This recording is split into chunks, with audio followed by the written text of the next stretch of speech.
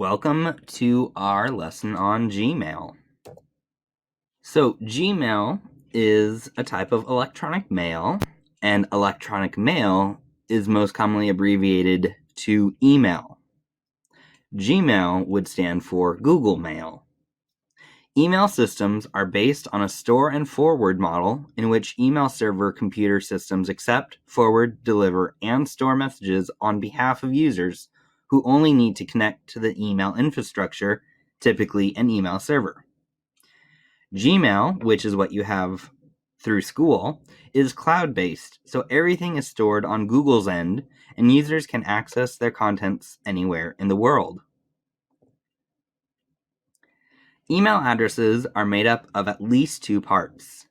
One part is the name of the mail domain that will ultimately translate to either the recipient's host or some host that accepts mail on behalf of the recipient. The other part is some form of unique user identification. Most email addresses are set up like this: username, @ and then a domain name, something.com or .net, or for us, GustineUSD.org. Gmail is a free email service provided by Google. You can send and receive email, block spam, create an address book, and perform other basic email tasks. We're going to be looking at the Gmail interface. Starting off in the upper left corner, we have our main menu. We can have it condensed, and if you move your cursor over it, it'll expand. Otherwise, if you press the main menu 3 bars, it will always stick out so you can see the words. You're able to navigate from your inbox to see messages that you've starred, snoozed, sent messages, drafts, or more. Up at the top center, you're able to type in a search to search for any mail that has been sent from a specific person or that is of a specific topic. Over in the upper right, we have our support. We have settings, which allow you to change how your Gmail looks, including changing the theme, how much information you see of the emails, and you have different ways to set up your inbox. You can change it so that what Google thinks are important will show up first, or you could separate it to have unread messages versus read messages. So you're able to customize Gmail to suit your email style. Of course, being part of Google, we can click on the 9 dots and get our apps little menu to be able to jump around to other Google products. The little icon in the upper right corner is your account. So if you click on it, you're able to see your name and email. If you want a profile picture, you could work with it here. You're also able to manage your Google account or sign out of this account. On the right side, we have a small little side panel, which can be shown or hidden using this little arrow in the bottom right. You can see your Google Calendar, so there's connection to that. Or you could look at Keep, which is just a way to take notes, and it'll keep reminders for yourself. You can also have tasks. If you want to make a to-do list for yourself, you can create a list of to-dos right here. So now that we've looked at the Gmail interface, we're going to see about how to compose or create and send an email. So over on the left side, we have this plus compose button. So if you click that, you see that you have a new message pop up. If this is too small for you, you can click this little arrow in both directions. It's for the full screen pop-up, and that would take over most of your screen so that you're only looking at the new message. So first off, we have our to. Who would we want to send our message to? Being in the Gustine domain, if you start typing in someone's name, it will pop up and let you select their name without having to know their full email. If you want to send it to multiple people, you could type in multiple names here, or we have these buttons off to the right. CC stands for carbon copy. If you want to send a message to multiple people, you could add the extra people in the CC field. Another option is BCC.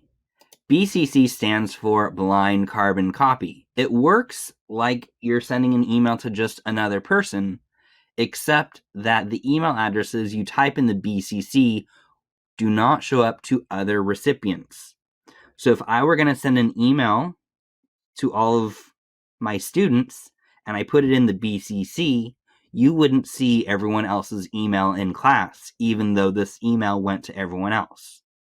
The subject, that is where you type the topic of your email. It should be short but informative. Leaving it blank is not proper digital etiquette. Then finally down here in this big white space, this is the body. This is the location of your message. You should write your message here. The subject, this is the topic of your message. You should not write your message all in the subject, and you should not leave the subject blank. You should write your message in the body. At the bottom of the email, we have options. So we have our undo and redo. If we've made a mistake, we can undo it. If we want to go back to what we had, we could redo. If I select, I can change the font. I can change the size. I can have it be bold or italic or underlined, or I could change the color. I could make it have a colored text. Now we see the text. Or I could change the background color. And so that's just what color should be behind the text. And it's currently selected, but when I click off, that's actually what formatting I've applied to it. To the right of our text formatting, we have alignment. We have left align, center align, and right align. So if I hit center align, it will place the text in the middle with equal amounts of white space on both sides. If I right align, it's going to be flush or a solid straight down the side of the right side.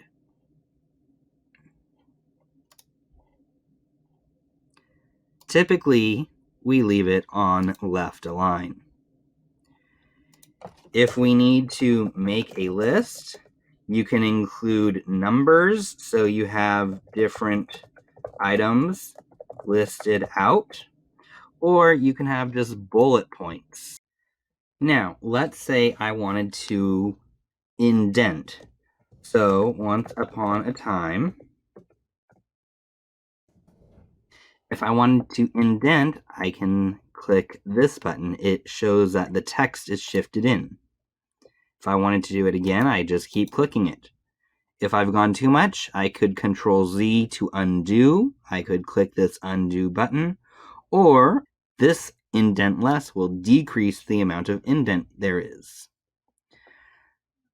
The quote mark will make it have the bar in front of the text, which is how Gmail shows its quoted text from someone else. We can strike through text. So if I select some text, I can make it strike through the center of that selected text. And finally, the remove formatting. If I select my message and I click remove formatting, it goes back to the default.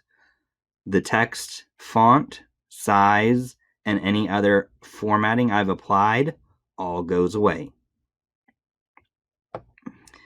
All of this is in this A underline formatting options. If I click it, it is hidden. To the right of it is the paperclip, which is how you can attach files. To the right of that is insert link, or you could see the keyboard shortcut where if you select some text and Control K, it will give you the insert link option also. But if I select some text and I select insert link, we see what text will show up, and then we get to see where do we want it to take us. You can notice the text is already changed to the blue underlined, notifying us that it's going to become a hyperlink. To the right of the hyperlink, we have the emoji insert option, where you can see that there are the different emojis we could include. To the right of emoji, we have the insert files using Drive. That is the Google Drive symbol. We can also insert a photo. You can turn on or off confidential mode. And finally, you can insert a signature. On the far right side, you have the 3 dots for more options. Or if you're not happy with your email, you have the trash can, and that is where we can discard the message. It will be deleted. So I've written an email, and if I wanted to send it right now, I would click this blue send button. If I wanted to send it, but not right now, instead of having to try and remember when I did want to send it, I can click on this drop-down arrow for more send options. I'm able to schedule when I will send the email. It gives default times, tomorrow morning, this afternoon, or Monday morning. Or if I wanted to, I could choose when I want to send it. Let's say I wanted to send it Saturday at 1 p.m. I can just type in that time, and then I could click Schedule Send. Notice we have the information telling us it's been scheduled to send 1 o'clock on Saturday. Also, on the left side, we have a new scheduled pop-up. We have one message scheduled to be sent. If I click that, I get to see the scheduled message that will be sent at the scheduled time. And I can see that this one is scheduled to be sent on August 8th. If I'm not happy with it, I can click on it and I can cancel send. If I don't want this message sent on August 8th at 1 o'clock, I can cancel send, and it pulls it back to be an edited email that I can do anything else. Perhaps I forgot.